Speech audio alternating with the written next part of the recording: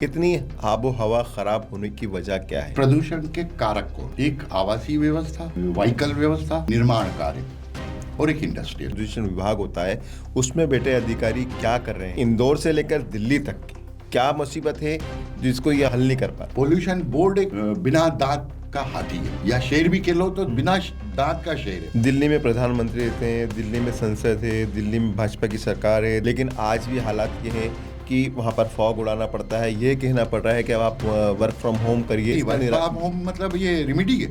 जिस शहर का पोल्यूशन जीने या लायक नहीं बचा, तक घर में नहीं मरोगे, ऑफिस में मरोगे खाली। जिंदगी जीने के लिए हवा पानी की सख्त ज़रूरत होती है, और यदि हवा स्वच्छ नहीं हो तो वो आपके लिए जानलेवा साबित हो जाती है। इस वक्त देश के कई ऐसे शहर हैं जो ख़राब हवा की वजह से जिनकी सांसें थम रही हैं, या कहें कि ख़राब हवा की वजह से वहाँ के लोग परेशान हैं। इसी विषय पर चर्चा करने के लिए हमारे साथ मौजूद हैं समाज सेवी किशोर कोटवानी जी। बहुत स्वागत है आपका समय 9 में, और मैं हूँ अरशद खान।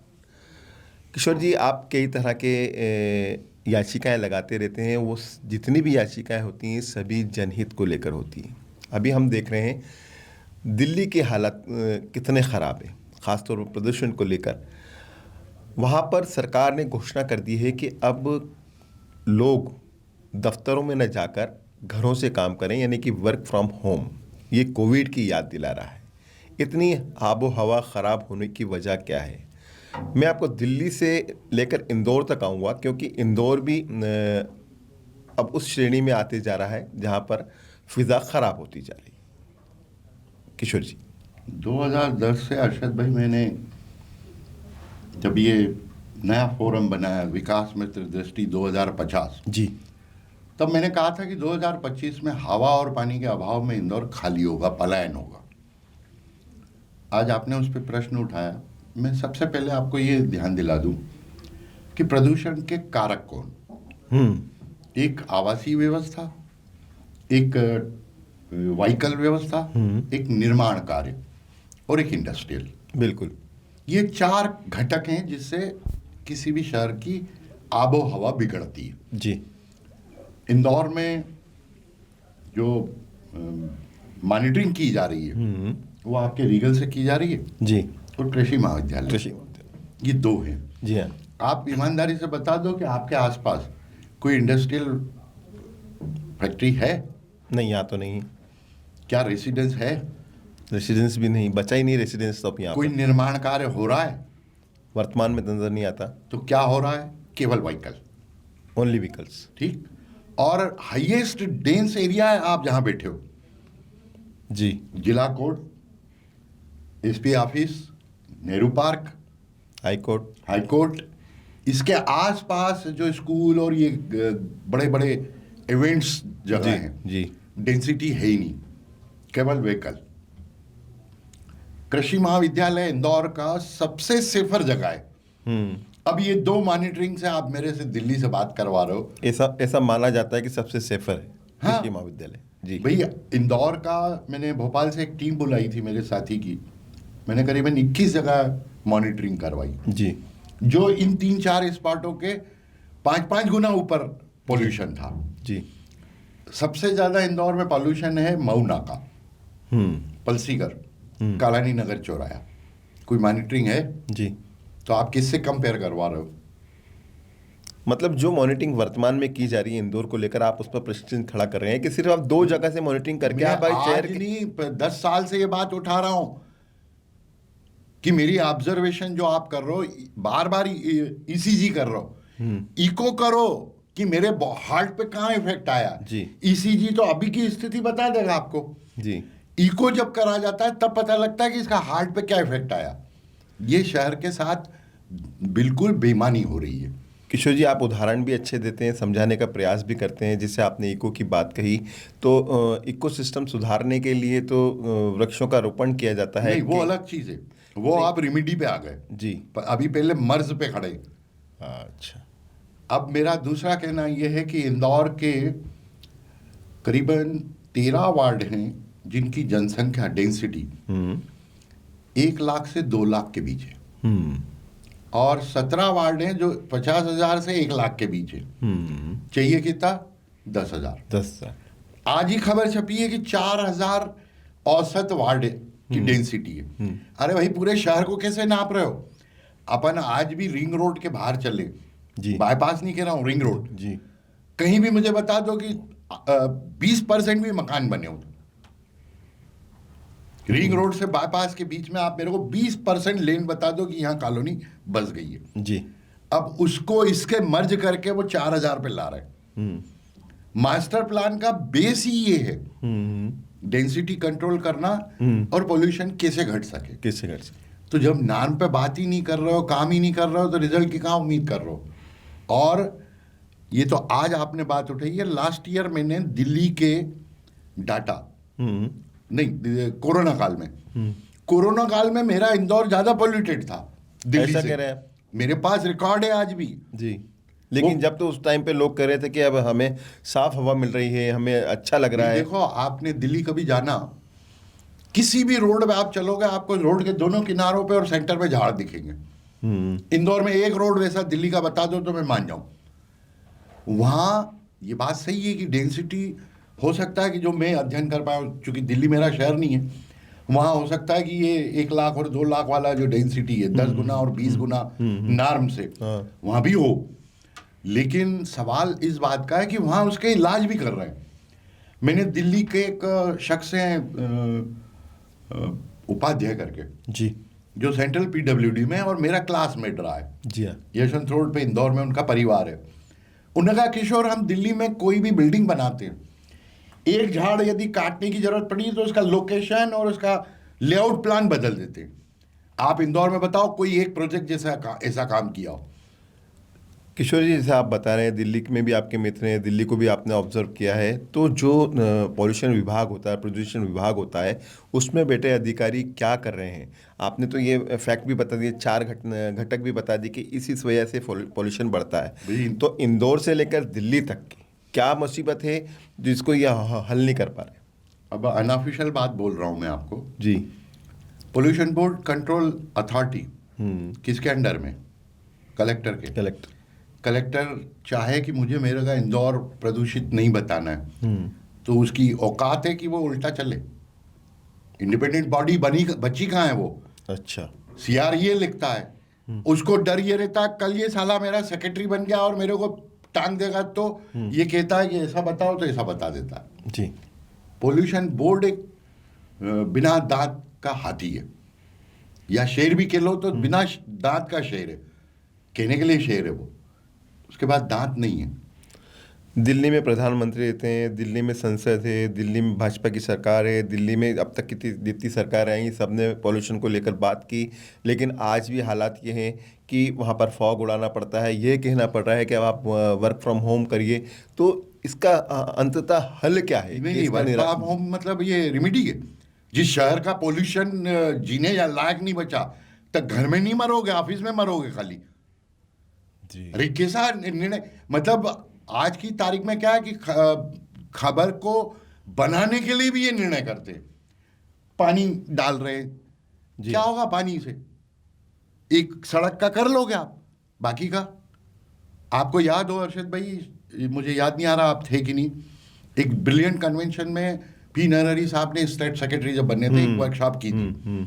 मैं वहां खड़े होने बोलने खड़ा हुआ तो मुझे रोका, और आखिरी के ओपन फोरम में उन्होंने कहा कि अब आप बोलो कोडवानी। उन्होंने कहा आपके पास तो थीसिस है, 45 मिनट बता सकते हो। और सारे अधिकारियों को मेरे बात शुरू करने के पहले फिर रोक दिया, बोले ये नोट कर लेना इसकी बातें, वरना ये कल टांग देगा। वहां मैंने एक छोटा सा उदाहरण दिया था। मैंने कहा साहब, मेरे RNT मार्ग जो है, नेहरू प्रतिमा, गांधी प्रतिमा और आपका अग्रसेन चौराहा, ये 1.5 किलोमीटर की परिधि में, तीनों का इंफ्रास्ट्रक्चर एक जैसा है, कोई अंतर नहीं है। इन 3 चौराहों में 3 तरह के मॉडल है। एक डांबर का चौराहा है, राइट, छावनी और गांधी प्रतिमा। नेहरू प्रतिमा पेवियर का है, और कंक्रीट कर दिया उसको, नहीं अब किया ना। और जब मैंने बात रखी थी, और तीसरा अग्रेसेन कंक्रीट है। मैंने कहा साहब, इनका तीनों का PUCL निकालो और इसका पोल्यूशन निकालो, फिर हम तय करें कि इंदौर में सड़क डामर की हो, सीमेंट की हो या पेवर की हो। राइट। वो आज तक उस पर काम नहीं हुआ। पर किशोर जी इस पर और एक सीमेंट की रोड मेरे को बता दो, और शायद भाई आप भी घूमते हो मेरे से ज्यादा, कौन सी सीमेंट की सड़क है जिसके ऊपर डामर का कोटिंग नहीं हुआ? इससे बड़ा मूर्ख कोई उदाहरण होता है? सही। आपने कहा कि सीमेंट की सड़क लंबी चलेगी इसलिए सीमेंट की बनाओ, और उसके ऊपर डामर की कोटिंग। डामर और सीमेंट एक दूसरे के दुश्मन, बारिश दोनों की दुश्मन जी। इसलिए शहर गड्ढे गड्ढे दिखता है, जबकि पूरे शहर की सड़कें जन सहयोग से, योजना स्मार्ट सिटी में, JNURM में, अमृत में पैसा ला ला के हमने सीमेंट कंक्रीट की बनाई, और अब कोई ढूंढना पड़ रहा है सीमेंट कंक्रीट। तो इस सब का लेना देना प्रदूषण से क्या है? इससे जैसे कंक्रीट की सड़कें बना दी तो उससे प्रदूषण को कितना टायर जब चलता है, व्हीकल का जो पोल्यूशन है, हाँ, जब गाड़ी का टायर चलता है, डामर की सड़क पे जब टायर चलता है तो धूल उठाता नहीं है। सीमेंट की सड़क चिकनी होती है, उसमें से वो धूल उठा के उड़ाता है, ये अंतर है। तो ये सब इस चीज इन सब के लिए क्या एक क्लास नहीं लेना चाहिए अधिकारियों की, और ये जो फैक्ट हैं ये तक उन तक नहीं पहुंचाना चाहिए? इसके लिए वर्कशॉप क्यों नहीं आयोजित होता है? नहीं होता है तो कौन सुन रहा है? मैं कह रहा हूँ ब्रिलियंट कन्वेंशन में मैंने ये बात रखी। इसके पहले एक और ब्रिलियंट कन्वेंशन में कॉन्फ्रेंस हुई थी जब इंदौर के अधिकारी बैठे थे, सुनते हैं, करते कुछ नहीं। किशोर जी अभी तो दिल्ली के हालात खराब हैं, वैसे कई सालों से हालात खराब है, आपके भी आने वाले समय में इंदौर के भी खराब होंगे। दिल्ली यदि 70 साल में काला मुंह हुआ तो हम 20 साल में हो जाएंगे। दिल्ली से बदतर हालत अगले 1 दशक में इंदौर की हो जाएगी। वजह सिर्फ व्हीकल्स, बहुत सारी चीजें। आपने कचरे का काम किया, जी हाँ, मेरी पिटीशन पे हुआ, बिल्कुल। देश का आज नंबर 1 है हम। 6 बार आप लेके आए हो। मैं आपसे पूछ रहा हूँ वर्षद जी, मैं कचरे पे काय के लिए लड़ा था कि ये सड़क पे आ रहा है और इससे पोल्यूशन और बढ़ेगा। अब मुझे बताओ, आपके घर से कचरा कब उठता है रोज? जब गाड़ी आती तब। कितने बजे? 8-9 बजे, 9 बजे। आपके यहाँ बाई कब आती है? बाई उसके बाद आती है। तो भाई साहब कचरा जो है वो बाहर कहाँ निकला तुम्हारे घर का? जो सड़क पे तकलीफ दे रहा था, सनलाइट में उड़ जाता है पोल्यूशन, हाँ। वो अब तुम्हारे घर में पैदा हो रहा है। अकल का अजीर्ण है हमारे यहाँ। ऐसे तो फिर व्यक्ति जी नहीं पाएगा किशोर जी। नहीं, ऐसा नहीं है। उसमें ये मैंने बात रखी थी कि 52,000 मेरे यहाँ बिजली के खंभे, 26,000 पे आप डस्टबिन बनाओ जो 10 बजे बाद 11 बजे लेके निकले। अभी क्या होता है, हर घर के बाहर गाड़ी खड़ी रहती है, वो फ्यूल जलाती है। उसमें क्या करना पड़ता है आपको? इस कोने से चलते 1 बजे मान लो आपने गाड़ी चालू की, एक खंभा छोड़ के खंभे से कचरा उठाया और आपने अपनी बकेट में डाला, सीधा टिंचिंग ग्राउंड चला गया जी। तो पोल्यूशन बढ़ाने के जो कारक हैं उस पर तो हम खुद ही डेवलप कर रहे हैं, उनको ध्यान ही नहीं दे रहे हम। नहीं मतलब उनको और बढ़ा रहे हैं, बल्कि हम सुप्रीम कोर्ट का आदेश है कि CNG की, ये डीजल की गाड़ी नहीं चल सकती। आपके टाटा मैजिक बंद हो गई ना इंदौर में। हाँ, बंद। आज सरकारी बसें कैसे चल रही है डीजल में? प्रदूषण है। अरे भाई, सुप्रीम कोर्ट ने ऑर्डर किया ना कि नो व्हीकल रहेगा इंदौर में, कैसे सरकारी बस चल रही है? दिल्ली सरकार ने तो घोषणा की थी कि 15 साल से जो पुराने वाहन है उनको निकाल दिया जाए प्रदूषण। ये देखो, बहुत सारी चुमटियां ये केवल खबरें बनाते हैं। अब सरकारी अधिकारी भी खबरें बनाते हैं। लल्लू बनाने का काम है अधिकारियों को। अभी नेता से ज्यादा चतरा है अधिकारी। किशोर जी आप बार बार कह रहे हैं एक बात और समझाने की कोशिश कर रहे हैं कि प्रदूषण बढ़ने के ये कारक हैं, ये कारण है, लेकिन इस प्रदूषण को रोकने के लिए प्रयास किस दिशा में किया जाना चाहिए और वो प्रयास कौन करेगा? आम आदमी करेंगे, चुनी हुई सरकारें करेंगी, या दफ्तरों में बैठे अधिकारी करेंगे? देखो बात समझो, हम यहाँ भी भ्रमित हैं। चुनी हुई सरकार के सामने बात कौन रखता है नियम बनाने के लिए? जनप्रतिनिधि ही रखते हैं। नहीं, अधिकारी रखता है। कल ब्रिलियंट कन्वेंशन में किसने रखी रिपोर्ट? हाँ, अधिकारियों ने। जनप्रतिनिधियों खाली उसको देखा। अब उनका उस विषय के विशेषज्ञ तो नहीं है बेचारे, वो तो मतदाता के विशेषज्ञ है। मतदाता क्या चाहता है जी, आप उससे उतना ओपिनियन उससे लो। टेक्निकल आदमी से टेक्निकल जानकारी लो। तो टेक्निकल जानकारी ले कौन रहा है? प्रोजेक्ट लाना है, मंत्री नेता को मालूम है, मंत्री को भी मालूम है, मेरा परसेंटेज फिक्स, मेरे विधानसभा, मेरी लोकसभा, मेरे नगर निगम क्षेत्र में काम होगा, तो सबको उससे लेना देना है। किशोर जी मेरा अंतिम प्रश्न आपसे कि इस शहर को प्रदूषण से बचाने के लिए क्या उपाय करना चाहिए, खासतौर पे हमें खुद को क्या करना चाहिए? जैसे अभी एक आपने बहुत बड़ी बात कही कि इंदौर में सिटी बस जो चल रही हैं वो डीजल से चल रही हैं, इंदौर में अन्य वाहन जो नगर निगम के वाहन है वो डीजल के वाहन है, और जो विभागों के वाहन चल रहे हैं वो भी डीजल के वाहन है। तो क्या आज से इस पर कंट्रोल करना ज़रूरी है? कल ही मनीष सिंह जी इंदौर के ये माना जाता है कि उनसे बड़ा अधिकारी इंदौर में नहीं आया, हिटलर। कल ही उनसे बातचीत हुई जन्मदिन की बधाई पे जी। अब उनके दिमाग में भी इन अधिकारियों ने कंसेप्ट बनाया कि जब तक आउटर बसें नहीं बनेगी, मैंने कहा सर जब तक भूज की बस नहीं बनेगी, क्योंकि इंदौर की डेंसिटी जो है या इंदौर का व्हीकल चलाने का जो पैटर्न है, सेंट्रल गवर्नमेंट का कहना है कि 4.5 किलोमीटर एवरेज फेरा लेता है। मतलब आपके घर में जहां आप वोट डालने जाते हो वहां से 4.5 किलोमीटर चल के वापस घर आ जाते हो आप जी। तो आप पहले वहां की कनेक्टिविटी बना लो। और दूसरा, एक बोल बोल के थक गया हूं अधिकारियों को, जितना चौड़ा रोड उतनी बड़ी गाड़ी, जितनी छोटी सड़क उतनी छोटी गाड़ी। अब जवाहर मार्ग पे आप दोनों तरफ बस चला लो, औंधे टंग जाओ, आप उसका ट्रैफिक नहीं खोल सकते, नहीं सुन सकते। तो ये अकल कौन दे? अंधे दिखता भी नहीं है, बहुत सिंपल सा अकल है। नहीं, ये पीड़ा आम जन की भी है, लेकिन सवाल यही उठ रहा है ना किशोर जी की सुनने वाला कोई नहीं बचा। तो मैं इसलिए कोर्ट जाता हूं जी, न प्रेस कॉन्फ्रेंस करता हूं, न चुनाव आज तक जीवन में लड़ा है, न मैं कभी कोई धरना आंदोलन या प्रदर्शन करता हूं। धरना भी करता हूं, कोर्ट ऑर्डर का पालन नहीं करते तो अधिकारी के दफ्तर पे, अब तेरे को जेल भेजने की ताकत हो तो भेज जी। ये इसीलिए मैं न्यायपालिका के शरण तो गया। कुल मिला के ये माना जाए कि इंदौर वासियों को खुद को संभलना सुधरना होगा, अधिकारियों को जगाना होगा, और उन्हें भी ये बताना होगा कि जो व्यवस्थित व्यवस्था है उस पर अगर काम करेंगे तो प्रदूषण से बच अरे भाई पाएंगे। साहब, आम आदमी के दिमाग पे शासन के खिलाफ बोलो तो ईडी और ये लगेगी, और एक आम आदमी ये सोचता है कि मैंने कुछ बोला तो कल बुलडोजर मेरा मकान तोड़ जाएगा। बोले कौन? सब तो फांसी में फटके हुए हैं कि यार जरा सा हिला कि जूते पड़ेंगे। ये मेरा सौभाग्य है कि अभी तक तो फिर ये शहर मरेगा प्रदूषण से, आदमी मरेगा या तो बगावत होगी, जो नेपाल में हुई, बांग्लादेश में हुई, श्रीलंका में हुई। ये बगावत जिस दिन नहीं होगी, जब तक अधिकारी और नेता पिटेंगे नहीं, तब इनको होश आएगा कि यार अब पानी सर के ऊपर निकल गया, अब सीधा रहना पड़ेगा। बाकी आप कह लो कि साहब ऊपर से सुधरे, नीचे से सुधरे, सेल्फ डिसिप्लिन बना। अरे यार, आम आदमी का काम क्या है? कमाए, टैक्स भरे, व्यवस्था करना उनका काम है, नियम बनाना नेता का काम है। अब सब काम अपना अपना छोड़ के दूसरे कामों में लगे हुए।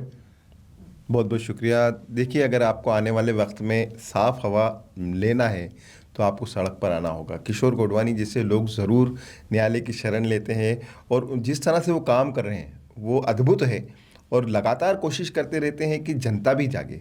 एक बहुत बड़ी बात कही उन्होंने कि अब जब तक जनता सड़क पर नहीं आएगी उसको व्यवस्थाएं नहीं मिलेगी।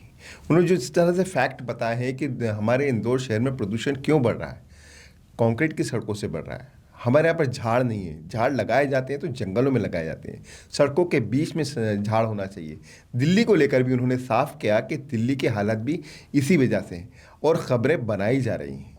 तो निश्चित रूप से किशोर गोडवानी जैसे लोग जब तक जिंदा हैं और कोशिश कर रहे हैं, हो सकता है कि आने वाले समय में इनका कहीं ना कहीं उद्धार भी हो और शहर सही दिशा में आ सके। हमारे खास कार्यक्रम में फिलहाल इतना ही। ताज़ा तरीन खबरों के लिए देखते रहिए समय नाउ। धन्यवाद। प्योर श्योर दूध और घी, माँ के प्यार सा, मिलावट से दूर, भरोसे से भरपूर, प्योर भी श्योर भी।